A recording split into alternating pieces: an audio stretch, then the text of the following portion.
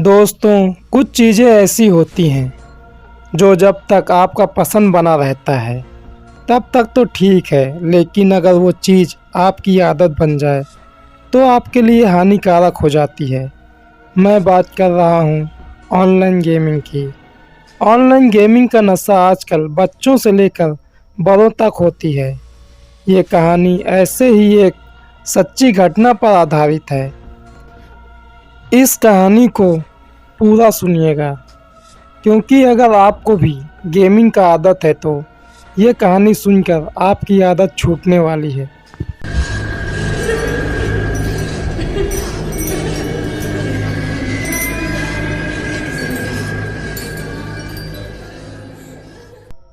ये कहानी अनिल की है। इसकी उम्र 13 साल है। इसको ऑनलाइन गेमिंग की लत लग चुकी है और गेमिंग में इसका साथ इसके 3 दोस्त देते हैं जो इसके साथ ऑनलाइन गेम खेलते हैं।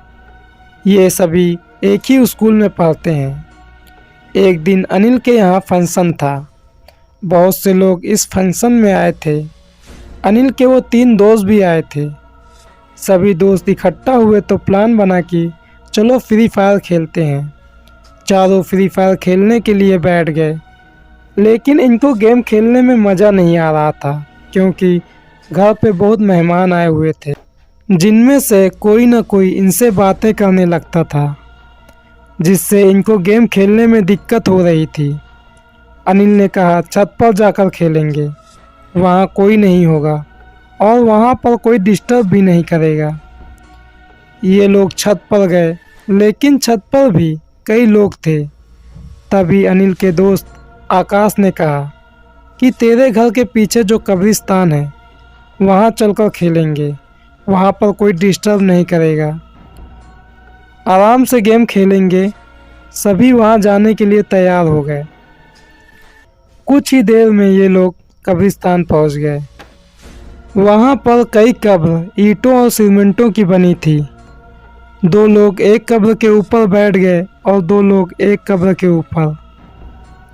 उन लोगों ने वहाँ गेम खेलना शुरू कर दिया। कुछ टाइम बीते ही थे कि अनिल के कंधे पर किसी ने हाथ रखा। अनिल ने कहा आकाश, कंधे से हाथ हटा, खेलने में दिक्कत हो रहा है। अनिल के यह बोलते ही हाथ को हटा लिया। अनिल की यह बात सुनकर आकाश ने कहा मैं भी तो गेम खेल रहा हूँ, तेरे कंधे पर कैसे हाथ रखूँगा। यह सुनकर अनिल ने पीछे देखा, कोई भी नहीं था। घर पर उन चारों की खोज शुरू हो गई। 1 घंटे हो गए, वो चारों पता नहीं कहाँ चले गए। तभी किसी ने कहा कि उन चारों को कब्रिस्तान की तरफ जाते देखा था।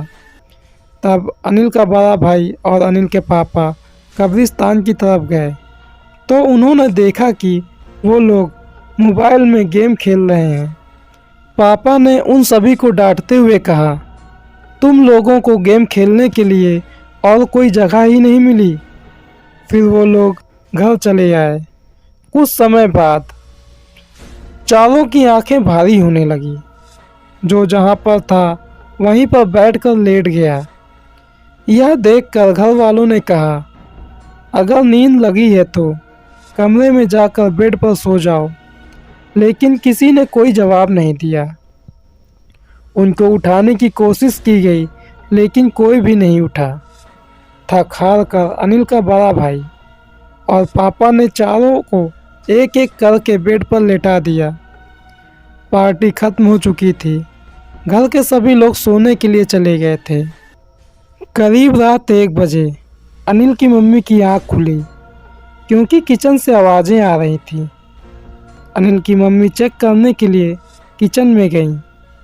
वहाँ पर उन्होंने देखा कि चारों बच्चे किसी जानवर की तरह किचन में रखे मिठाई को छीन झपट करके खा रहे थे और मिठाई को ज़मीन पर भी गिरा रहे थे।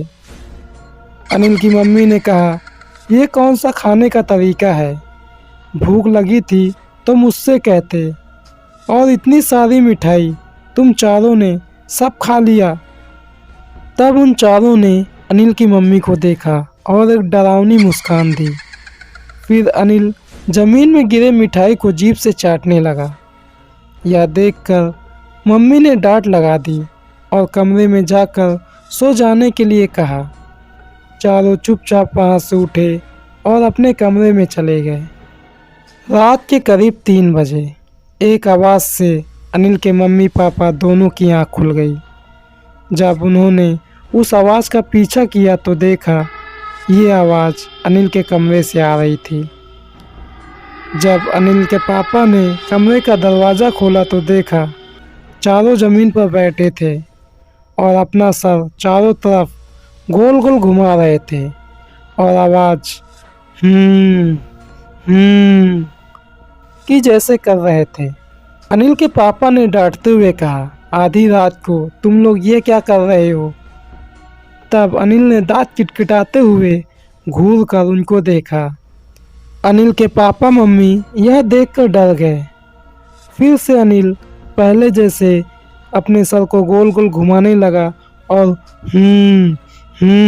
की आवाज़ करने लगा। फिर अनिल के पापा ने अनिल के दोस्तों के घर वालों को फ़ोन करके अपने घर बुला लिया। जब सबने यह सब कुछ देखा तो आकाश के पापा ने कहा, इन बच्चों पर भूत प्रेत का साया है। मेरा एक जानने वाला है जो भूत प्रेतों को झाड़ता है। अगले दिन आकाश के पापा ने भूत प्रेत झाड़ने वाले को बुलाया। उन्होंने बच्चों पर से सायों को उतारा और उन सभी कब्रों की सफाई करवाई। उन कब्र पर मिठाई और कुछ फूल रखे। उसके बाद वो बच्चे बिल्कुल ठीक हो गए।